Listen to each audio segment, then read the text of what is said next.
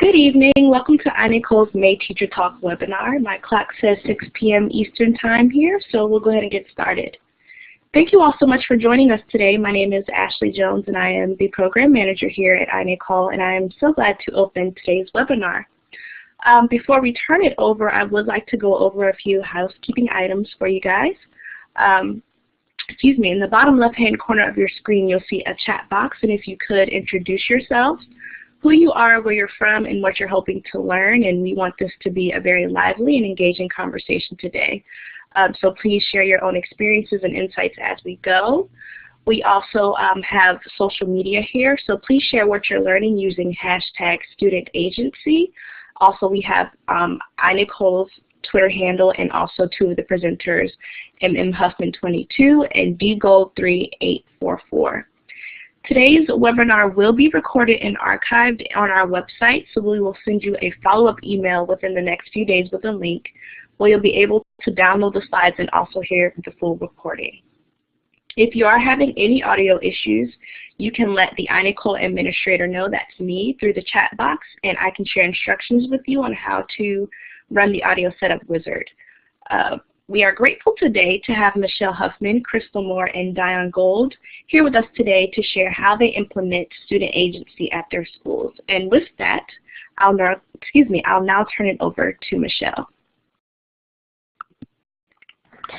Hey everyone, and thank you guys for joining us this evening. Again, like Ashley said, if we break up or if my sound quality isn't great, just let us know so that we can troubleshoot throughout.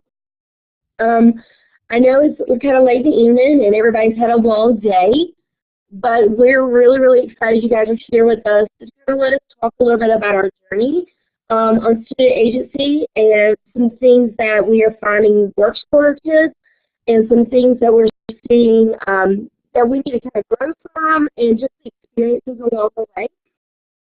So what I'm going to do is I'm going to go through first just a little bit of intro, give you guys what we're doing at Eagles Landing Middle School, and a little question and answer time, and then I'm going to turn it over to the experts of the building, the ladies who are doing the work, the teachers in the trenches, the ones who are really pushing this work and just letting me be a part of the journey and kind of hanging on their coattails and letting them be the experts.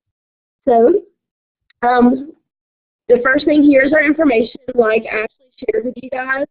We would love for you guys, if you have any questions at the end of this, or if you would like to collaborate in any way, please don't be afraid to reach out to us. I've included our email. I am going to send you guys a Bitly. So we do have our PowerPoint in a Gmail form or Google form, so that way we won't show our videos today. You can go back and see those videos on your own time. It's kids sharing testimonials. It's seeing the work live. So, but you guys will get that. I'll send that to you guys before we get done so you can see that and hit the hyperlinks and watch those videos. So, our focus is on student agency. So if you look in the slides, when you talk about student agency, we have 1,001 words for Henry County Schools as to what it is. You know, from the authentic to the goal setting to student voice and choice. So when we start this journey, you'll see the Parson on there. That is our foundational understanding and belief for the work of personalized learning. And that platform that's being pointed to the red area that now says student agency, at one time, it said student voice and choice. There was a lot of things left up in the air when we had student voice and choice that we were not focusing on. We began to realize that we had to set up guardrails, we had to guide kids through this journey, we had to have them goal set, track their progress, reflect. There were just so many pivotal pieces in our gears that were missing. So as a district, they went back to the tenant and they said, you know, we really think we need to enrich this and make it student agency. So then once we did that, we wanted to have a clear vocabulary and understanding as a district, what in the world does student agency mean? And then how do we begin to implement it? So being a district PL coach, I was the first in the school as a PL coach, and now I service to other schools. But I began to hear from the teachers of saying, hold on, what does that mean? What does it look like? How do we know that what I'm doing is actually student agency? So that's where we began to establish a clear understanding as a district. So here we study schools believes.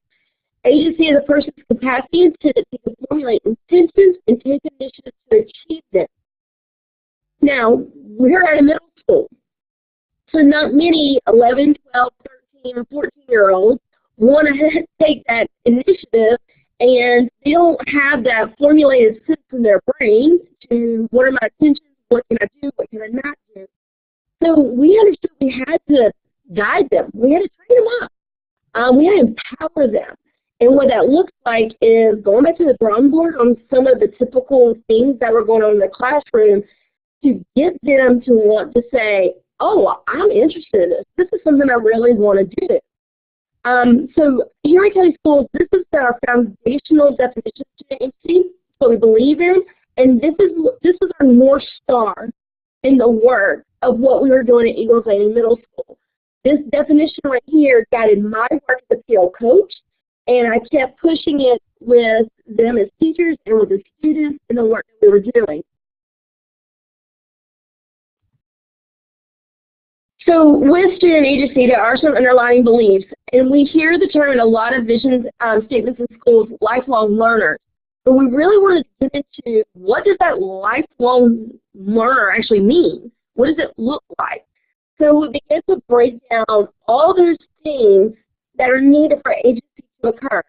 And the biggest thing was that growth mindset, changing our vocabulary as the adults in the room, and changing the students' vocabulary as the learners in the room. So we were learning, we're teaming this, we're a partnership.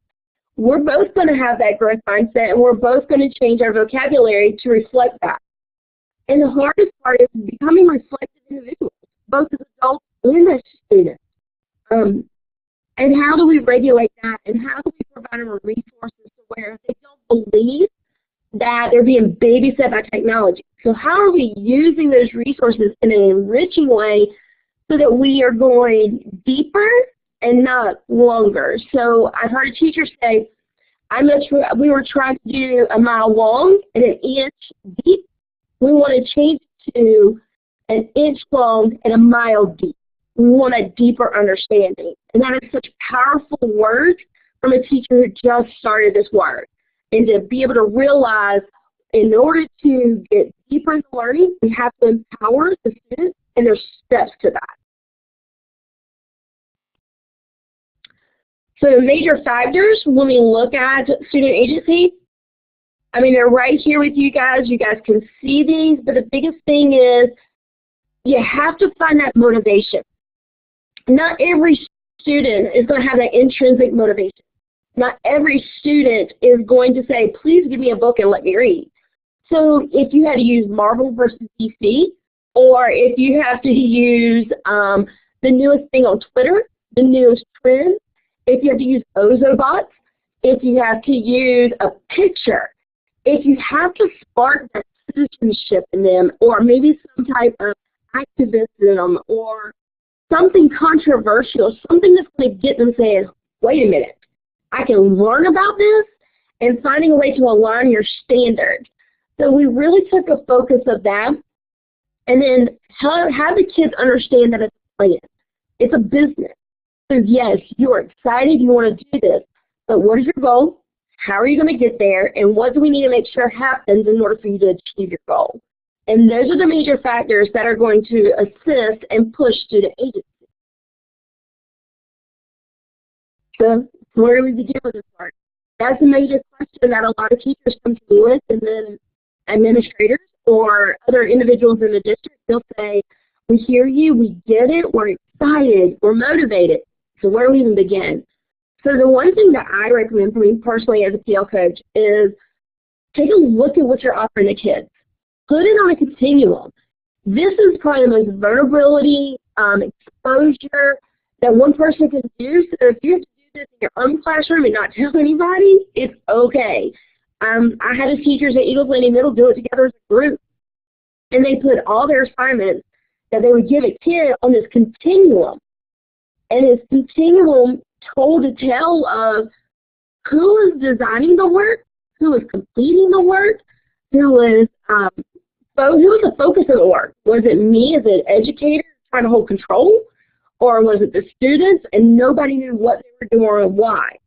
This continuum can be done with content, it can be done at a grade level, it can be done with the whole school.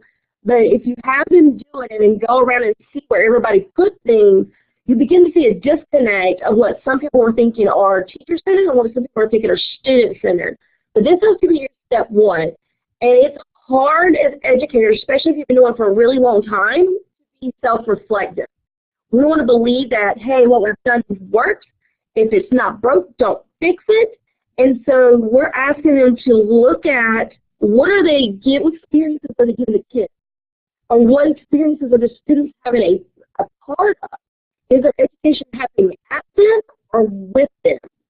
And so that's my first step that I always tell individuals is start here. Self-reflect and look at what's going on in your classroom. Who is at the heart of it? Is it the student or is it you and your control as teacher? And then how can we flip that? Some teachers need that done step by step. Not everybody can do that overnight. Not everybody can eat the elephant in one bite. Sometimes you have to eat it bit by bit. So what changes can we do that may be small but have the biggest effect? The next thing, one thing I will, they don't know that I'm promoting them, but it's challenge-based learning, is get them engaged. This is nothing revolutionary. It's been around, some people call it PBL, project-based learning. Some people call it service-based learning, inquiry-based learning, challenge-based learning. The biggest thing is you've got to get them excited. I do like this diagram, and I'm going to tell you why I love it so much, is because there's reflection all the way around it. So you guys can go to this site, you can look at this picture. It's all challenge-based learning. It's not mine. I don't own this. But it is the main step. You get them excited, you intrigue them, you hook them, you engage them, then they begin to investigate. So that's when they get to be the innovators, the dreamers, the designers. They get to be the engineers. Then they're going to act on it. So what are we doing with all this that we're learning? What are we building? What are we making? What are we fixing? What are we helping with? And then continuously through this cycle, this inquiry-based asking questions, you're reflecting. And a lot of times the reflection comes from the inquiry piece of just asking questions. So when a student says, hey, Ms. Gould, what is a country in Africa that is having water scarcity? Instead of her saying, oh, it's this, and this, she can say, I don't know. Why don't you find some, and then let's have a conversation as a group. So turning it on them, asking questions with a question. One of our major consultants for humanitarian schools is Diana Waltenberg, and she's in inquiry-based schools, and she will tell you the more questions you ask them, eventually they're like, never mind. You're just going to answer the question, I'll find it. Or they'll say, hold on, I got it, never mind. So it's just an empowerment of you can find it, you can do it, but you got to get them excited. You have to engage them, and that requires you building those relationships and knowing your students. So one of the things that I promote, and I love this, our social studies content coordinators and our teachers of special science studies really push using primary sources. Both teachers that are here with me today are social studies teachers, so I tend to use that, but I was a former science teacher, and I love primary sources. I always brought it into my science classroom because it's in the know, it's in the now, it's something that, believe it or not, history is repeating itself, good and bad, that kids can find a way to relate to something. So I always have the teachers say, hey, what if you start with a picture or start with an article and ask them 3 questions. What do you see? What do you know? What do you still wonder? Using that to spark a connection somewhere to get them to say, oh, I really don't know what connection to make. Or what if we do this? Or will we do this now and then change it up on them? One primary source we did in one class was the Queen of England, and we did different pictures of that. So we looked at the then and the now, and we looked to see, you know, what's different, what's the same, what's there, what's going on, just to get the kids thinking about European government. Everybody's heard of the royal family, especially Saturday with the royal marriage. It's in the now, it's the trend. And you get to analyze everything about a picture and to see methodically that there's a bird in that picture. Why is that bird there? And it begins to question everything about that picture. So if we're looking at this picture here, why does that guy have that hat on? Why does she have that shirt on? Why is her hands up? So they just, the kids become inquisitive again. They start their life asking questions, and somehow in education we tell them, stop asking questions. We want to light that fire to ask those questions again. So again, this is where we start. This is our next step. If we're going to our steps, start with that big question. And I'm going to let Ms. Moore talk about this a little bit more, but these are driving questions we use with their kids.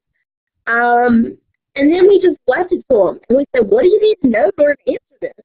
So you see here how we broke down the question because, yeah, it's a big question.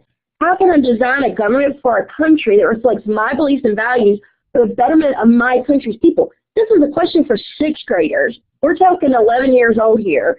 And they were just like, whoa, that's too big. So we had to teach them how to, sorry to keep using this analogy, but we had to bite this elephant or chew this elephant one piece at a time. So we began to break the question down, and once the kids made those connections, so all the red around that question came from the kids. That's how they broke that question down. And so then we just said, hey, that's a great way. Now, what do you need to know to be able to answer this? So they're making the connections from previous thought lessons. Then they're saying, wait a minute, I need to know more about this. And the questions began to flow out of their mouth. It was a beautiful thing because this is government. This is politics. Things that you typically wouldn't, of Europe, not even of the United States, of Europe. So these kids began to just be excited again about learning something new in this form. So we did small group debriefings on their learning targets. So the learning targets were co-created. The students helped us create these learning targets. These were not generic learning targets sitting there in a file folder or a disk somewhere that a district and a book designed for us. These are unique to our kids.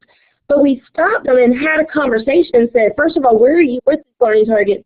And everything we promised you, are you getting? And if not, talk to me about why. What needs to happen? You'll see here, Ms. Bull's class, she focused on the why. We ask ourselves a lot of times as teachers, why did you get an education? What's your why? What's your elevator speech? So anybody stops you and asks you why you're in education, you have to have that ready. So we're encouraging the kids, if I come to you and say, why are you doing this? We want it to be a true, authentic why, not a because Ms. Bull told me to do it. It's a true why as to I'm owning this. I'm invested because of this. So we also talked about, and one thing the school did was a question wall. And one of the books in our resources is called The Curious Classroom. They talk about question walls. So the question would come up in the process. The kids would put their questions up there. And there's been times I've walked in their class and said, hey, I want to answer this question for your class. Students would go pull a question and say, I want to answer this and see how it can tie in. So just getting them to ask those questions and then empowering them to find the answers in their own unique way. The other piece to our student agency with our inquiry is we have to relate it back. We have to have a game plan. So if you guys can tell from my voice, I'm a coach. I've done athletics for years and years and years, so I believe in a game plan.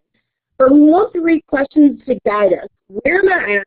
Where am I going? And how am I going to get there? And so when you look at this pacing guide, it is very simplistic. But we're dealing with 6th graders that are coming from elementary, and this is, for some of them, they've been doing this work. For another group of them, this is new to them. So this empowerment is something that you still need guardrails, and you still need to train the students. And as an educator, I may be a person that likes very black and white. So how can I organize it for me so I feel like I'm giving them everything they need, exposure, But at the same time, if my administrator comes in and says, well, are you following what you need to, I have that proof and that documentation that the students are owning it. They have their goal setting, and then they know where they're at, where they're going, and then they know how they're going to get that, and then they tie it back in. What am I going to use for my DSA 3 artifacts? That's that deeper learning we talked about earlier. So, in just a second, I'm going to turn it over to these amazing educators that are here with me today. But before I do, another book that I'm also going to push is, if you ever read Empowered by Jay Spencer and A.J. Giuliani, that quote right to the left is a shift from compliant mindset to self-directed mindset. So many times teachers say, my kids can't do that. They can, and they can do more than what we give them credit, and then sometimes they do more than us, and we think that stuck in compliancy is due to our own insecurities as educators, because what we have never seen years work. And now we have to push that mindset of, okay, how can we help you self-direct? Again, I'll send you guys a Bentley so you can watch these video clips. But this is the empowerment video from John Spencer, and it just goes through changing that mindset just a little bit on how am I empowering a student. But sometimes the empowering doesn't always mean letting completely go. There still is, could still be some pieces there. And thank you for that question. I will get to it. Sorry, I just seen it in the chat, and I hate to cut it off. But actually, let's get to that question that I see before I turn it over to Crystal, because I talked a lot. It says, I wonder if those pacing guides could include some reflection. Yes, we realized that was missing. So after this unit, Crystal and I sat down and we talked about how can we include reflection more. And then I also coached a model with another sixth grade teacher, and the model, the pacing guide the kids use there, that'll reflect every day. And then it reflected at the end of the unit. So I know Ms. Gould and Crystal will talk about that reflection. That is an amazing question. Thank you for that. But yes, we had to reflect ourselves as adults and say, hey, what's missing? And reflection was key. While we stop for just a second, Ashley or DT, do you guys see any other questions that we missed? I don't think we have any more in the chat box right now. Okay, awesome. So at this time, I'm going to turn it over to Crystal Moore, and she's going to talk a little bit about her experience with inquiry-based and student agency and what it looks like for her kids. Again, guys, please keep in mind these are two ladies that are in the trenches. They're doing the work. So if you're a teacher or if you have a question about how do I begin or what it looks like, please ask away. And I just thank them again for being here and taking this time to share with everybody. So for now, it's Crystal Moore. Good evening. I am a sixth grade social studies teacher at Eagles Landing Middle School. Actually, I was new to the school this year. I was new to social studies coming from math. I was definitely new to personalized learning. And honestly, my question was, why student agency? Like Michelle mentioned before, I felt like I had success with the way that I was doing it. When I reflected on my classroom, it definitely was the teacher-dependent class. So I had to get a connect and understand myself, why student agency, why student agency. And just personally, and keep it short, I was in a horrible car accident, woke up with a broken jaw, woke up with 2 broken legs, couldn't talk, and couldn't walk. And when I kept on thinking about that, I went, wait a minute. These are some of these babies in this classroom. They're not able to talk. They don't have a say. They're not able to walk and walk on their own pathway. And once I made that connect, I started running Michelle down and just, I need help. I need help. I don't understand how to do it. I need help. Please, please show me, show me. So it was a wonderful experience. Ms. Huffman came to our classroom, and the bottom, the foundation for it was we set norms so that the students would understand the rules, respect, how we were going to handle things, and that they would be recognized, and if we needed to, we could go back and change those norms. So that was the very first step, the foundation. After that, we did the hook, we used the primary sources, and I sat there very impressed with my students as the question questions and their level of understanding and where they wanted to go, it really made me sit back and go, wow, I've been doing it. These kids have got it going on. Well, we went from that step to next, as Michelle already shared, we had a big question. We broke that question down, used the little questions that these kids were coming up with themselves, and we did guide them. That was my biggest fear at the time, that what if they come with questions that have nothing to do with the subject matter, or even questions that I can't answer right now at this time. And Michelle helped me realize that's okay. We're doing this together, and that's what you want. It'll make you better, and it definitely will make the students better in the future. So we went from there and created the learning targets, and we took a poll. Each of the kids were able to look at the learning targets individually and find out, where am I? How would I say, how do I grade myself with this information? Do I know a lot of the information? Do I need to learn more?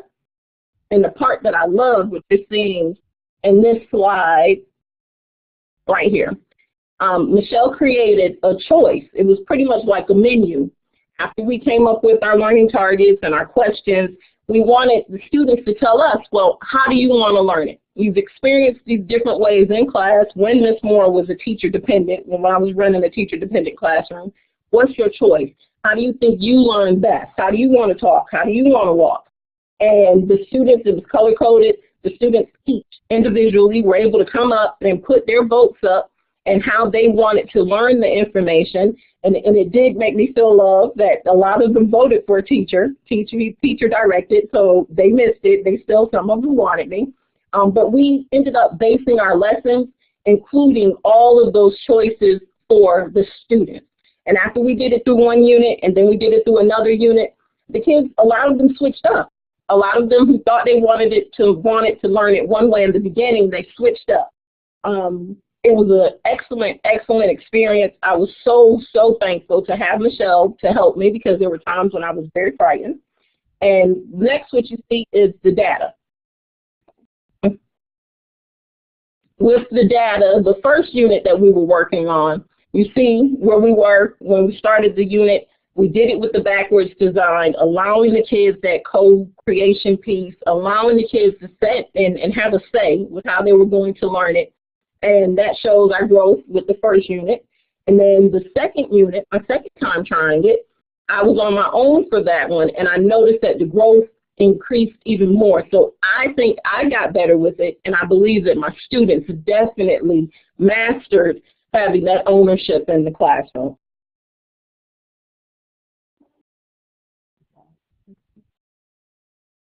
The co-creation part. And that just goes back to what we were saying with the students actually were giving us ideas, and they were throwing questions at us, and we went from, well, what DOK level is this? How challenging is this information for you? We created the chart, and as we went back on those co-created questions, we were able to mark off. Once we added in the reflection piece, we were able to go back and go, okay, we got this. We got this. Did we handle this? Did we do this? Did we do this? And it was the students taking the ownership for what they had created and going, yes, I learned this information, or no, there's more, I need to go back over it again.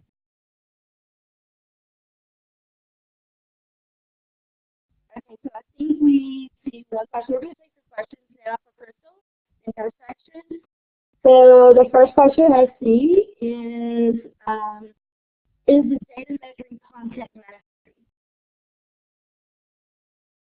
Yes, it's definitely measuring content mastery. So what they're looking at here is we do have competency-based learning and standard-based.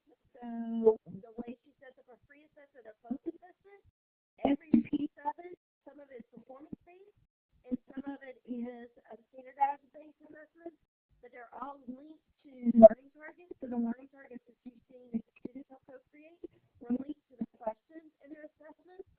So now, before we was having a pre-assessment, they just see the learning targets, and here's the pre-assessment. I took it, yay. But they didn't know that the learning targets that the student didn't know, was Michelle? Yeah. Hi, I'm sorry. I think we're having a hard time hearing you. I think it sounds like you stepped away a little bit too far.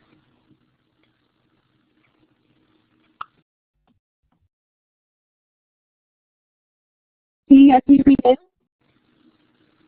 Okay, it sounds like you're a lot closer. Okay, so we see the question as the data measuring content mastery. So Crystal said, yes, it is. Our assessments are pre and post. They're based off standard-based learning and competency-based. So the pre-assessments are linked to the learning targets that the students help to co-create.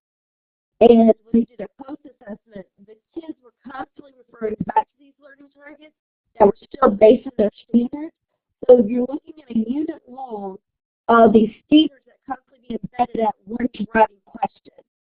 So yes, it is content mastery, but within it, we are also getting cross-curriculum. So they're having to do writing. They are having to look at the math. They are having to look at the social studies. But for her students, this is the data based on her content, yes. Are there any other questions for Crystal in this section?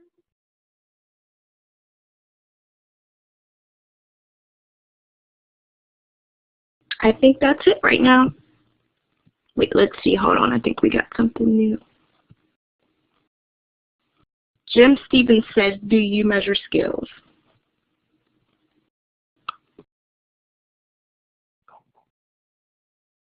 Yes, skills are measured, and like Michelle mentioned, it's not just skills in just social studies, it's across the curriculum.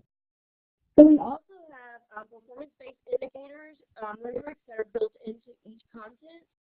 So it isn't just one of the different branches of government for Europe. It's can these students compare and contrast the effect of this government on something. So it's like a higher order of thinking. So they have to do skills like making that comparison. They have to do skills like being able to connect different pieces. So I'm thinking of social studies, I'm trying to think of the skills that are attached there. With math, that's definitely their skills. We definitely have performance-based indicators for our connections classes. I'm trying to look at the next question. What about collaboration, communication, and creativity? Yes, we also have we call those our 21st century skills, and we use those, we embed those into our rubric. So when we look at the work the kids are doing, they are having conversations and feedback loops on that their collaboration. They look at creativity. They use communication is encouraged in the different ways the kids want to express those things. But that is spoken in their rubrics for the work that they're doing. But yes, we do include. We have a big focus on 21st century skills. Those are those 4 C's. I guess every state, every district calls those different things. We call our 4 C's / 21st century skills. So yes, they are a focus. Thank you guys for bringing that to life.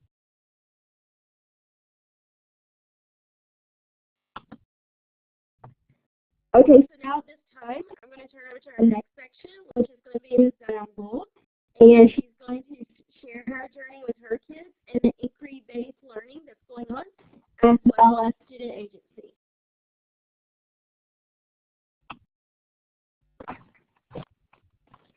Hi, I'm Dion Gould. I teach 7th grade social studies for Eagles Landing Middle School. This is my 3rd year with the journey of personalized learning. My first year, I got started with personalized learning because I had a high population of ESOL students that I might have seen once a week, if that, and I wanted to make sure that they were able to have the same access to the content. And one of the teachers that I was working with, she was on the design team for our school, and she began to talk about it. So I said, okay, I'll join in. And I noticed a huge difference with the students who I wasn't seeing because they came to class more prepared. They were working on their own quite a bit.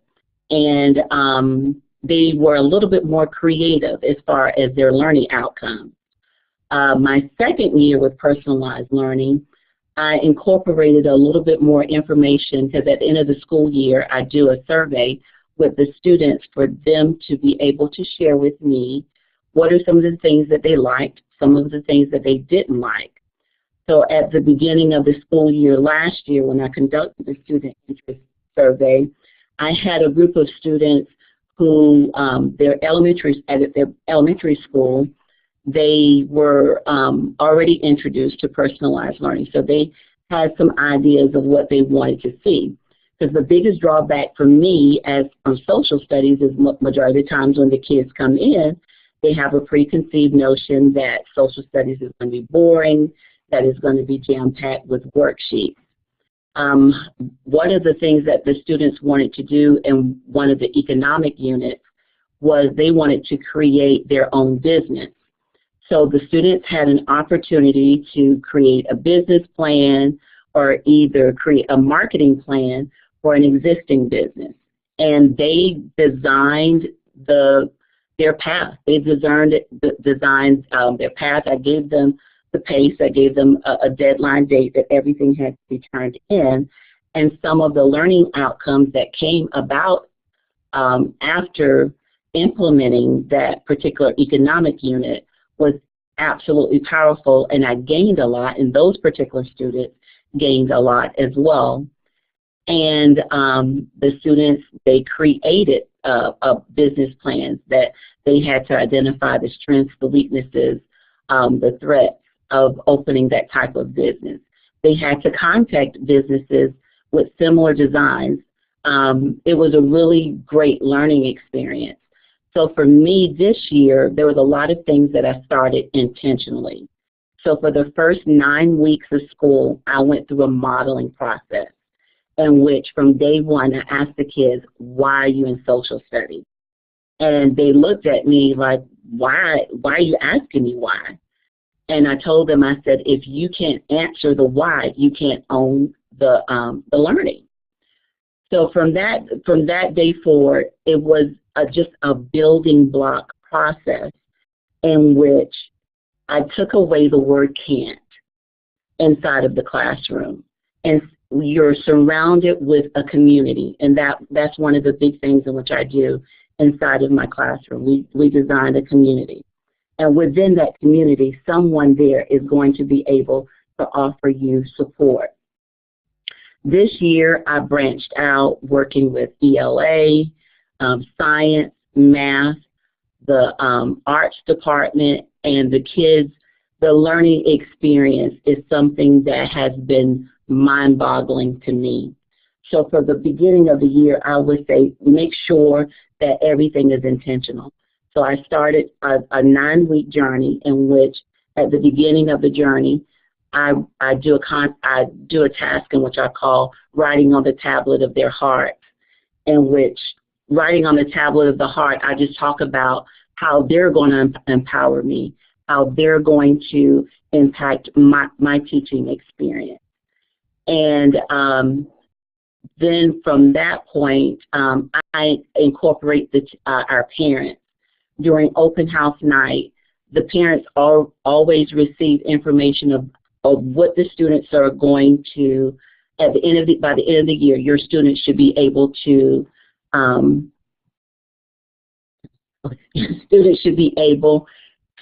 convey knowledge about these 3 different regions. So from talking to the parents at the beginning of the year this year and telling them about the inquiry unit that I wanted to do and talking about the PBL unit that I wanted to do, I had a lot of parents that bought in the beginning and talked about how they wanted to join.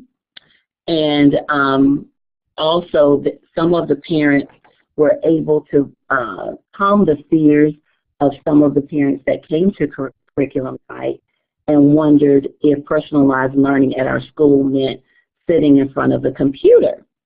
And one of my parents who I'd had the previous year, she immediately jumped in and she was like, no, this is not her style, and began to advocate for our school of what personalized learning looked like in our building. So from the parents that I had from the start, they realized that for me, it was about the relationships. My students realized if they don't have a relationship, they're not going to connect. If the information is not relevant, they're 11, 12, 13 years old, why do I need to know that? And they are able to connect it to where they live. the learning experience, the journey, the reflection. That my kids are probably tired of hearing the word reflection. I do a concept called heart and brain. How does the information in which you've learned, how does it connect to you? And they've learned how to articulate that. They've done it, the reflection piece, they can do it as a whole group. We can do it peer to peer. They can do it with their parents. That's another one of the things in which I purposely did this year, so that the parents can always hear what we're doing in the classroom. It wasn't so much of sending a worksheet home for homework, but let's talk about what we're learning here and let's connect it to our world. So in the beginning, developing the student agency and letting the kids know what was important. The power of placing the students in the driver's seat. The video here that you guys can access, the kids talk about everything that they have been empowered to do by the end of the 9 weeks. And with that foundational piece, they directed their learning for the entire year. The PBL unit that my kids just finished, it was an eye-opening, powerful experience, because the learnings that they did this year, everything, a lot of them, because we talked about the Middle East quite a bit, so the girls were in an uproar wanting to make a change, and the boys were on board because they didn't want to ruffle the feathers of the girls. We moved a lot away from when the kids were excited about something and wanted to know more information about something, of them asking, okay, is this for a grade? Do we have to do this for a grade? That when we did our exhibition, we had a parent that came in, and the parent asked one of the students, what type of grade are you going to make on this project? And he quickly said, it's not about a grade. He said, it's about my learning experience. And he began to elaborate of how that experience that he's had this year, how it's impacting him, and how once he finishes college, some of the things that he's wanting to do just based off of the information that he's getting this year as a 7th grader.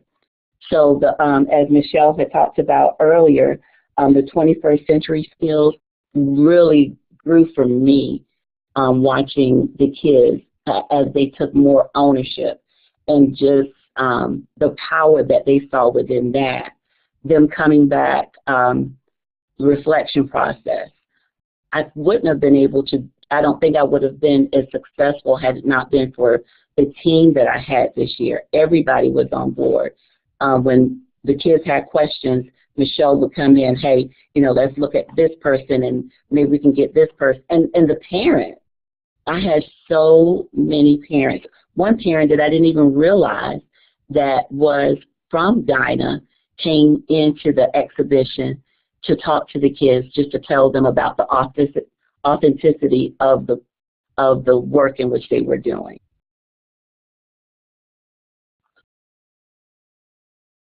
At the beginning of this school year, the chart that you're seeing now is one of the charts that I gave them as a foundational piece. Because as they're doing the learning process, if they're asking the questions why, this particular chart that I found, it was really engaging, and it helped them create their learning goals. It helped them create their path. It helped them create their learning targets. It wasn't a thing of me having to sit down with them to say, okay, this is what you need to follow. Majority of times, each and every class period built their learning targets together, and we just shared them collectively as a group, and that's the way in which we did it. Anytime when there was a question, we had a lot of the leaders in various classes, our design team members, I had design team members in each class, and they will go into a class that might have had a question to be able to offer that support. The board that you're seeing now is based off of our PBL unit. It grew tremendously. I wish that I would have started the unit earlier on.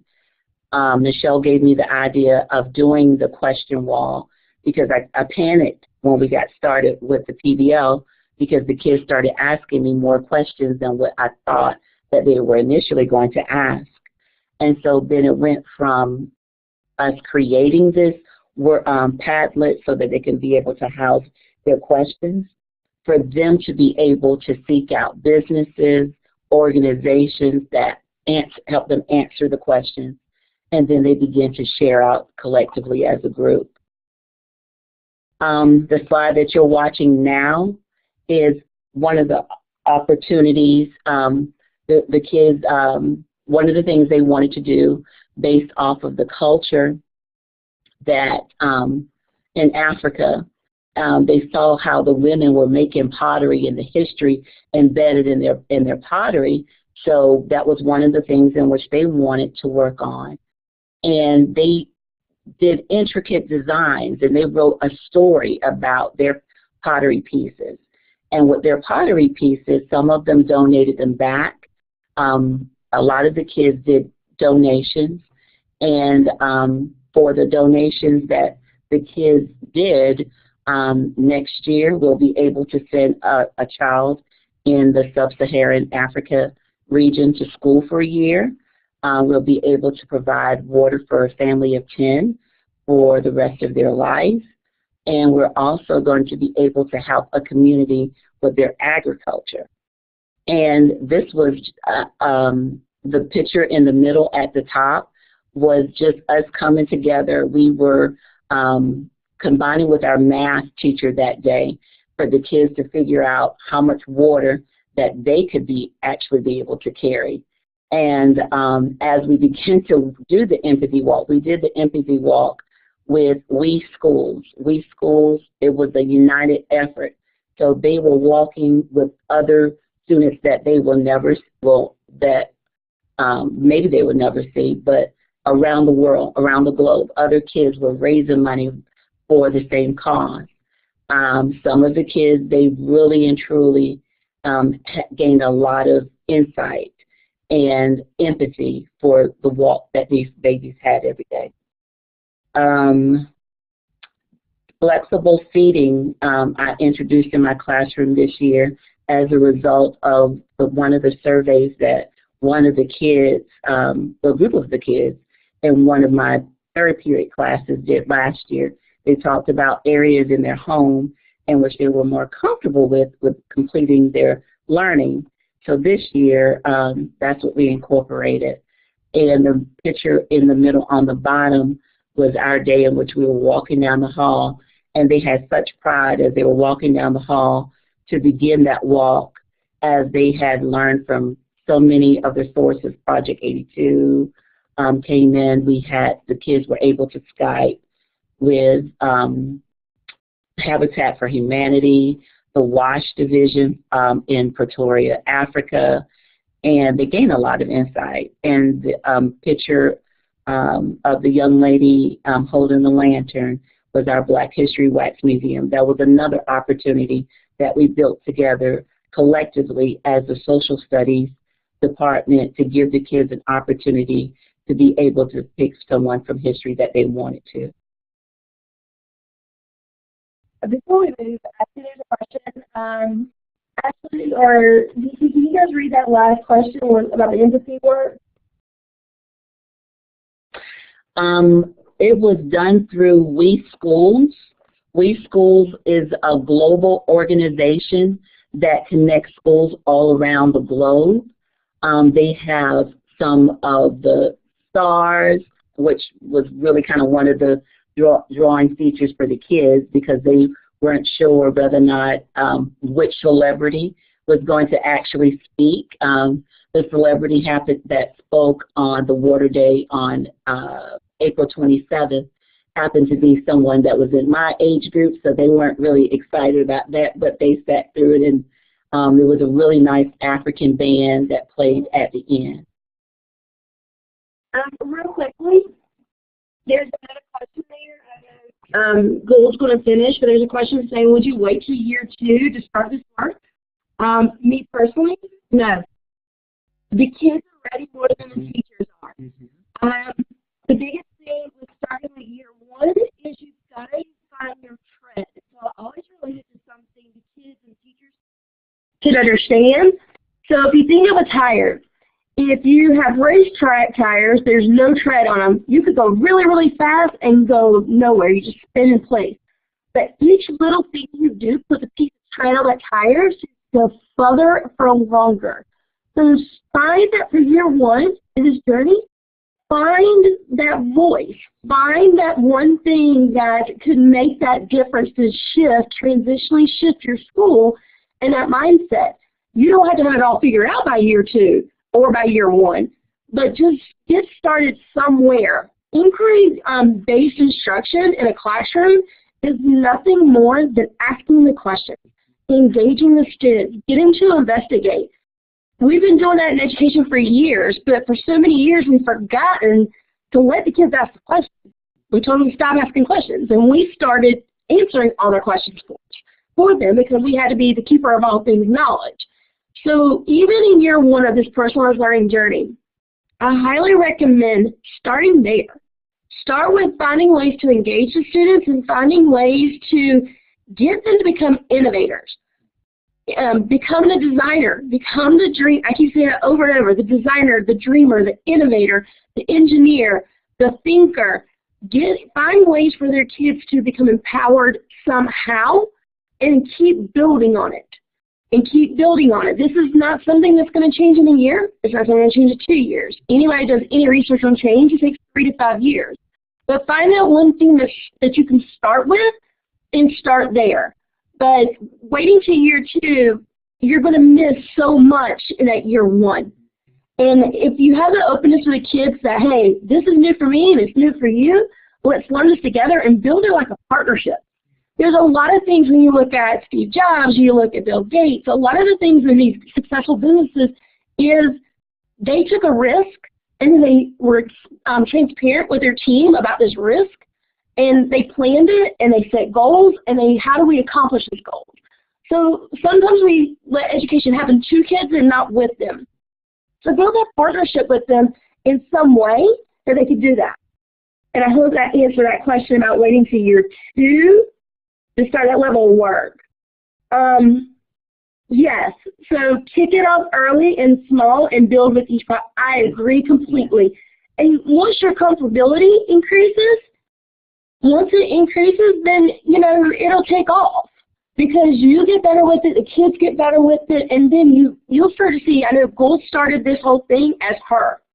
And now her whole team of across curriculum, all art, music, drama, the dance, the writing, everybody wants to be a part of it because the kids are demanding it from their other teachers. So, start small, and before you know it, this thing's going to grow quick. It will light a fire and be like a whole bunch of brush that is burning very quickly. But just prepare yourself for the journey because one question will light this thing, and it will spread like wildfire. So, and it's going to get messy. I can't say that enough. It's going to be messy, but you embrace the mess and you reflect. I think Jim Flynn asked that question earlier, or somebody did, about reflection. I can't say it enough. Kids, the teachers, the parents, there's feedback loops and reflection pieces that can be with everybody, so make sure that's happening in the journey. The next slide here, guys, is more stories and testimonies from the kids. And it's about student agency, and it wasn't even intentional. We had these videos. I told the kids to tell us, what do they like, and they started speaking about student agency. And I was absolutely floored because you don't expect middle schoolers to mention the word student agency, and they did. So again, I know I have to get this bit.ly to you guys so y'all can see that. Here's some of the resources we mentioned because I cannot take credit for this wonderful work. Again, Diana Laufenberg. She's one of our amazing consultants here with Henry County Schools. The book, The Curious Classroom, is something I use. The book, Empower. I'm sure there's 1,001 other books these teachers use. And also I linked in here, Henry County Schools, our personalized learning page, so you guys can see our journey for Henry County Schools. We're very, very fortunate that we are in a district that is encouraging this work. We're in a district that says step outside the box and empower the kids. Make them agents of change. And And they help us do that. They give us consultants and they give us coaches and they give us time to be POCs with each other and build that community so that we can be that. I know we're short on time, so I'm going to stop talking for just a minute and see if anybody else has any other questions.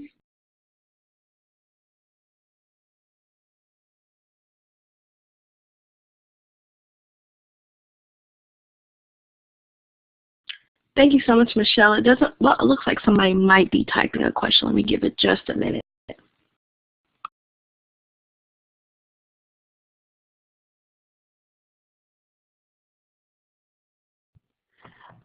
It may be me, Ashley. I was trying to put that bit.ly in the chat box.